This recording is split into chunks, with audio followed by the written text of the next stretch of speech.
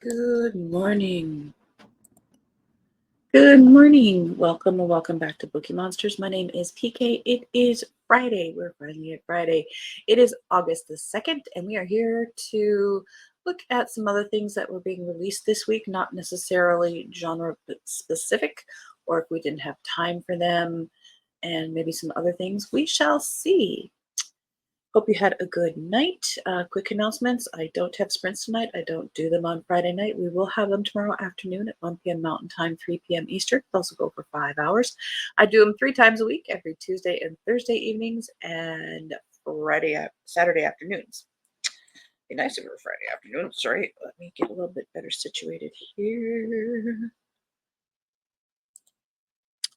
Kim says, good morning. Good morning. And Elena, good morning. You're leaving today at 1 p.m. in the afternoon. Oh, going for the weekend or just for the day? Either way, it sounds very nice. And that was a little down. Okay, we've got things up. Okay, we are going to go here.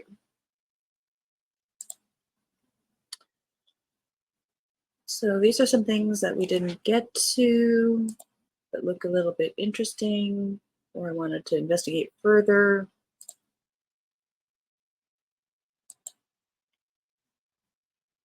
The Hidden Storyteller by Mandy Robotham. The war is over, but there are still secrets to be found amidst the ashes. Hamburg, 1946. The war is over, and Germany is in ruins. Posted to an Allied-run Hamburg, reporter Georgia Young returns to the country she fled 7 years prior, at the onset of the conflict, to find it unrecognizable. Amongst the stark horrors of a bombed-out city crumbling under the weight of millions of displaced souls, she discovers pockets of warmth, a violinist playing amidst the wreckage, couples dancing in the streets, and a nation trying to make amends. Joining forces with local detective Harry Schroeder to catch a killer targeting women on the city's streets, curiosity draws Georgie deep into the dark underbelly, and she soon discovers that some secrets of war did not die with Hitler. This is a standalone.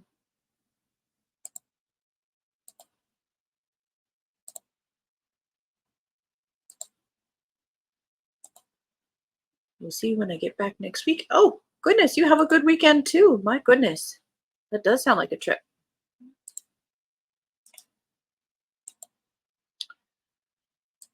I will admit the title of this caught my attention. Pink Glass Houses by Asha Elias. There's a reason people call Miami Beach a sunny place for shady people.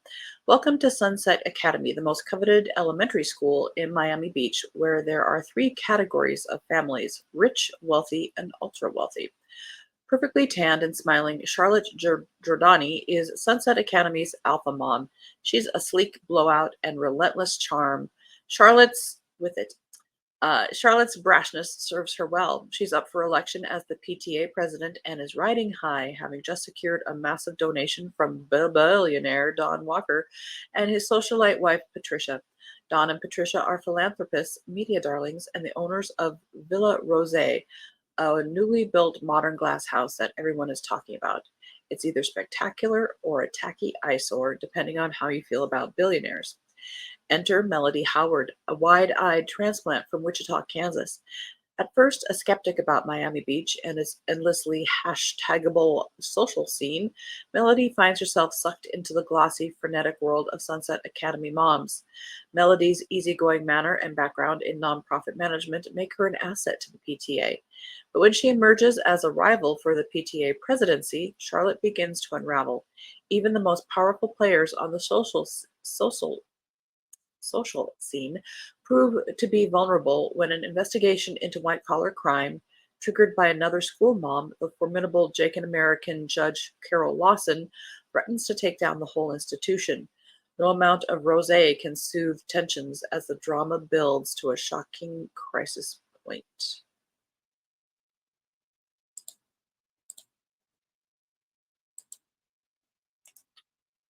This next one is nonfiction.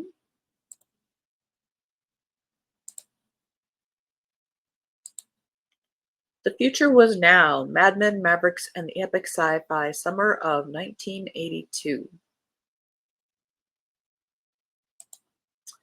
In the summer of 1982, 8 science fiction films were released within 6 weeks of one another. E.T., Tron, Star Trek Wrath of Khan, Conan the Barbarian, Blade Runner, Poltergeist, The Thing, and Mad Max, The Road Warrior changed the careers of some of Hollywood's now biggest names, altering the art of movie making to this day. That was a fabulous summer. In this book, Chris Nashawati recounts the riotous genesis of these films, featuring an all-star cast of Hollywood luminaries and gadflies like Steven Spielberg at the height of his powers, conceives E.T. as an unlikely family tale, and quietly takes over the troubled production of Poltergeist, a horror film that he had been nurturing for years. Ridley Scott, fresh off the success of Alien, tries his hand at an odd Philip K. Dick story that becomes Blade Runner, a box office failure turned cult classic. Similar stories arise for films like Tron, Conan the Barbarian, and The Thing. Taken as a whole, these films show a precarious turning point in Hollywood history when baffled film executives finally began to understand the potential of high concept films with a rabid fan base, merchandising potential, and endless possible sequels. Tron has my heart. Blade Runner has my heart. Saw that in the theater when that came out. Of course, Star Trek Wrath of Khan is my favorite. That was a good summer. That might be an interesting read.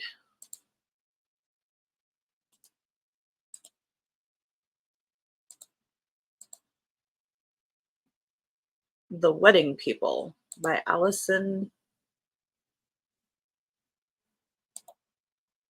You never saw any of those? Well, girlfriend, you've got some viewing to do. This is by Allison Espot. Espot. This is a novel. It's a beautiful day in Newport, Rhode Island, when Phoebe Stone arrives at the Grand Cornwall Inn wearing a green dress and gold heels, not a bag in sight, alone. She's immediately mistaken by everyone in the lobby for one of the wedding people, but she's actually the only guest at the Cornwall who isn't here for the big event. Phoebe is here because she's dreamed of coming for years. She hoped to shuck oysters and take sunset sails with her husband, only now she's here without him, at rock bottom, and determined to have one last decadent splurge on herself. Meanwhile, the bride has accounted for every detail and every possible disaster the weekend might yield, except for, well, Phoebe. And Phoebe's plan, which makes it that much more surprising when the two women can't stop confiding in each other. In turns absurdly funny and devastatingly tender, this book is ultimately an incredibly nuanced and resonant look at the winding paths we can take to places we never imagined, and the chance encounters it sometimes takes to reroute us.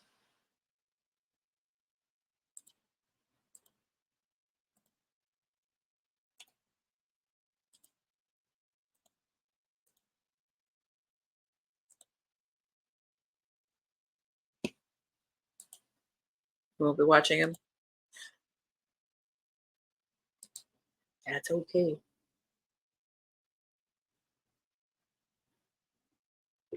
In Spite of Herself, sixth in the Monsters of Jellyfish Beach by Ward Parker. Wait. Did we look at this already? I think we did.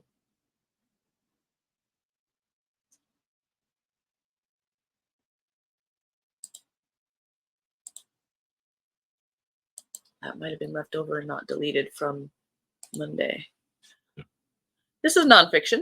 Let's Make Some Lunch. Recipes Made with Love for Everyone. A cookbook by Suli Jessica Wu. Let's make some lunch for my kids. Bento box queen Suli Jessica Wu begins every one of her creative TikTok videos with this catchphrase. Since 2020, nearly 7 million people have tuned in to watch Jessica make her delicious recipes for her 3 daughters. The first book had over 150 recipes for all experience levels. There are 60 lunchbox ideas, each containing 2 to 3 recipes, which can be mixed and matched to create endless lunch combinations. You'll find recipes inspired by every meal of the day. Breakfast for lunch, apple pie overnight oats, mini everything bagels, crunchy nut granola. Sandwiches, wraps, and rolls, egg salad sando, chicken taquitos, grilled cheese Sammy. Dinner leftovers, hearty home-style chili, tuna mac and cheese, and blackened salmon. Learn how to make the perfect steamed rice and boiled eggs, then travel around the world with recipes like kimbap rolls, pancake pockets, and fairy bread. Jessica makes each lunch a celebration, spreading magic with each heart-shaped sandwich, each love note sealed with a kiss. Think of her as your lunch fairy godmother. Only if she makes it for me.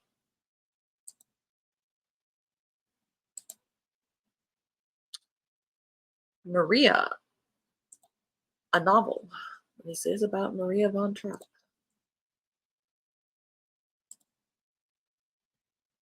This is by Michelle Moran.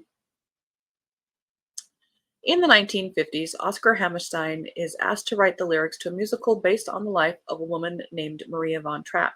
He's intrigued to learn that she was once a novice who hoped to live quietly as an Austrian nun before her abbey sent her away to teach a widowed baron's sickly child. What should have been a 10-month assignment, however, unexpectedly turned into a marriage proposal. And when the family was forced to flee their home to escape the Nazis, it was Maria who instructed them on how to survive using nothing but the power of their voices. It's an inspirational story, to be sure, and as half of the famous Rodgers and Hammerstein duo, Hammerstein knows it has big Broadway potential. Yet much of Maria's life will have to be reinvented for the stage, and with the horrors of war still fresh in people's minds, Hammerstein can't let audiences see just how close the Von Trapps came to losing their lives. But when Maria sees the script that is supposedly based on her life, she becomes so incensed that she sets off to confront Hammerstein in person. Told that he's busy, she is asked to express her concerns to his secretary, Fran, instead. The pair strike up an unlikely friendship as Maria tells Fran about her life, contradicting much of what will appear in The Sound of Music. A tale of love, loss, and the difficult choices that we are often forced to make, Maria is a powerful reminder that the truth is usually more complicated and certainly more compelling than the stories immortalized by Hollywood. I did hear she wasn't necessarily a nice person. She wasn't none. She wasn't Julie Andrews. You have Maria tagged on Libby? Yeah, I might tag that one too. This is, of course, another nonfiction recipes. Salad Whisperer, veggie-forward recipes for mouth-watering meals by Sarah Ferris. No longer just a side dish. Salads don't have to be boring lettuce bowls with bottled dressings. They should be bold, balanced, and bursting with flavor and satisfying texture. Bonafide salad whisperer Sarah Ferris shows you how to master the salad no matter what's in season. Learn to blanch, roast, spiralize, and grill everyday vegetables and grains to elevate them from sad side dishes into the most mouth-watering mains.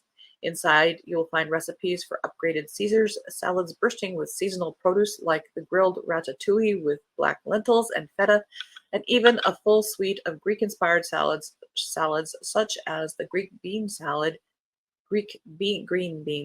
and roasted red pepper salad. Salads don't always have to be over a bed of greens either, as you'll be convinced after making the baby bok choy, shiitake mushroom, and edamame salad, or the salmon, avocado, and rice noodle salad. And the entire chapter on chopped salads is so restaurant level, every spoonful will leave you wondering why you ever paid for one before. With Sarah by your side, you're bound to become the next salad whisperer.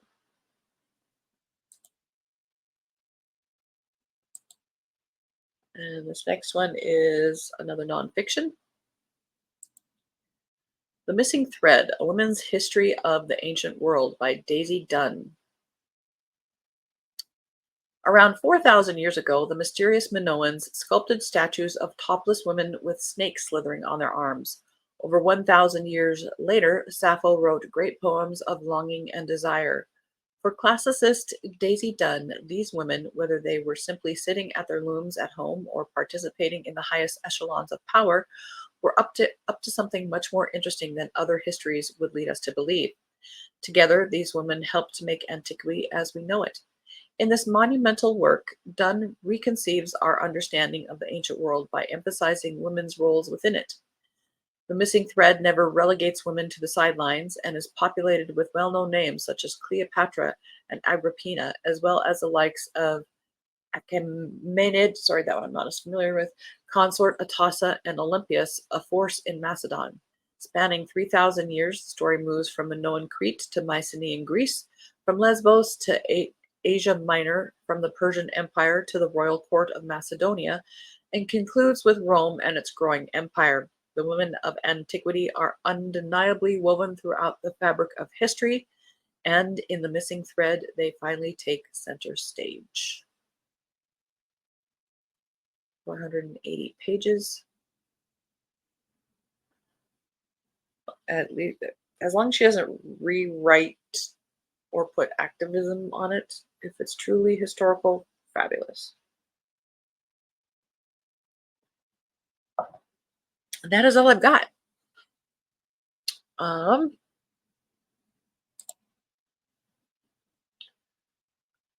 I could show you, do a quick review of, we've got a couple minutes left. Since we are beginning of a new month, what I read in July, currently listening to First to Die, the first book in Women's Murder Club by James Patterson. That's my first book for Garb August. And I'm at 34%. And I'm at 71% of The Lady from Burma, which is 5th in the Alison Montclair Historical Mystery Series. So far, I've read 69 books this year. And I do have a system of separating them out by which books I read in which month, just by tagging them. Excuse me. So in July, I read the new release by Sherry Thomas, A Ruse of Shadows, Lady Sherlock number 8. Gave it 5 stars. Love and highly recommend this historical mystery series.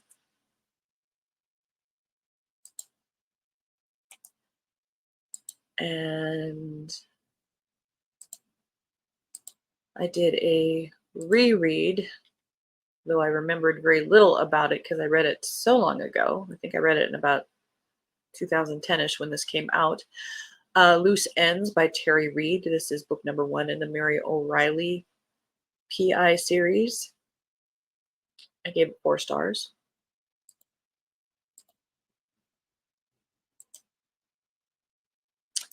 And then I read another new release. I believe it came out in June, but I got to it in July. This is Smoke and Mirrors by M.E. Hilliard. It is 4th in that Greer Hogan contemporary series. This was good. I gave it 5 stars. It was dealing with the murder of her husband, which we have known about in the first 3 books, but hadn't dealt with it. And so in book 4, we finally dealt with it. So that was very satisfying.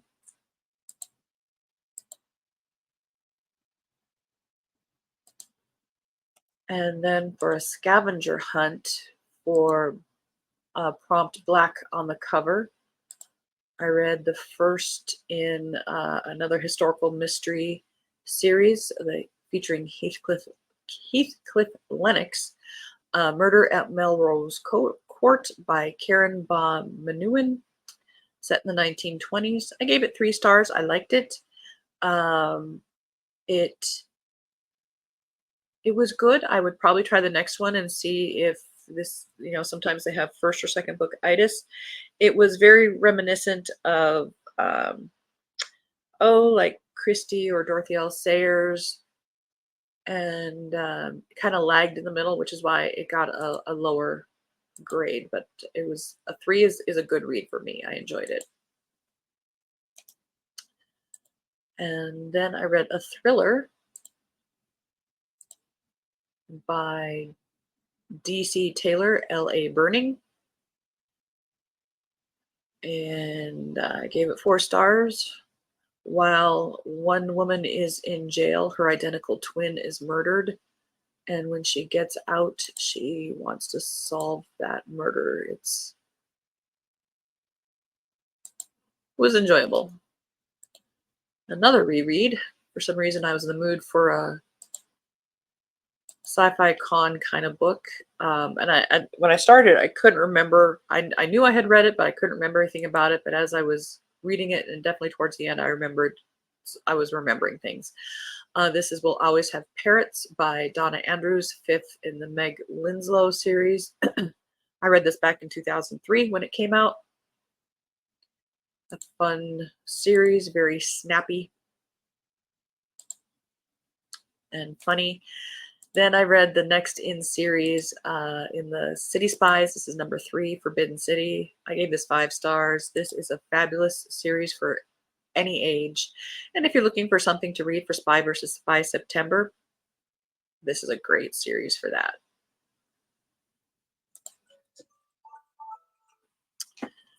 And then just on the last day of July, I read a quick one, listened to it on audiobook. Garden of the Damned by Blake Banner. This is a police procedural. This is 3rd in a cold case series. This was published in 2017. He has 30 books in this series. Solid procedural. And that is what I read in July.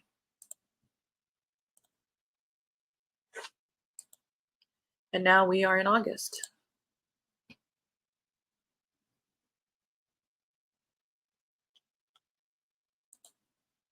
Kim has read 82 books. Awesome. Good job.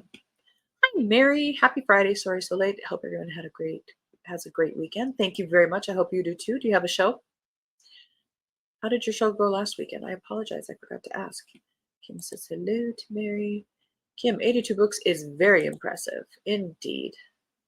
I can't keep up with you all. Well, some people are fast readers. Some people read books that aren't chunky monkeys. They go more quickly because there's under 300 pages, sometimes under 200 pages. It's all relative, and it's not a race. Kim says, thanks. A few of them were children's books, so pretty short. Yeah, but they still count. Mary started a new book yesterday while volunteering at the library, The River Road by Murray, set in Ireland. Oh, Ireland. Oh, bucket list. Absolutely bucket list. Kim, retirement has helped. Indeed. Indeed. Oh, no show this weekend. Slow show. Oh, shoot. Seems to be the theme these days. Man. Well, bad economy, and people just don't have that kind of money to spend anymore. Gas and food. Well, again, no sprints tonight. I don't do them on Friday nights. We do have them tomorrow afternoon at 1 p.m. Mountain Time, 3 p.m. Eastern. Next week, we'll be looking at new releases being set into the wild next week. Each week, there's about, on average, it seems about 15 a day in each genre. So lots and lots to choose from. Even today, I've got some I want to check out further. Hope you guys have a good Friday. Hope to see you tomorrow at Sprints. If I don't, have a very good weekend. Stay cool. We're crossing 100 for the next couple days. So be cool, be hydrated. Absolutely right, with no money reason. The economy is not good. Hopefully things will change. All right. And please read good books. If you're not reading a good book, it's okay to set it aside and start a different one. It is not, you're not being graded. Hot here too. Yuck. Kim says, have a good day. All right. Well, please take care of yourselves. And as the banner says here, don't be a bookworm, be a bookie monster. Nom nom nom. Have a good day. God bless.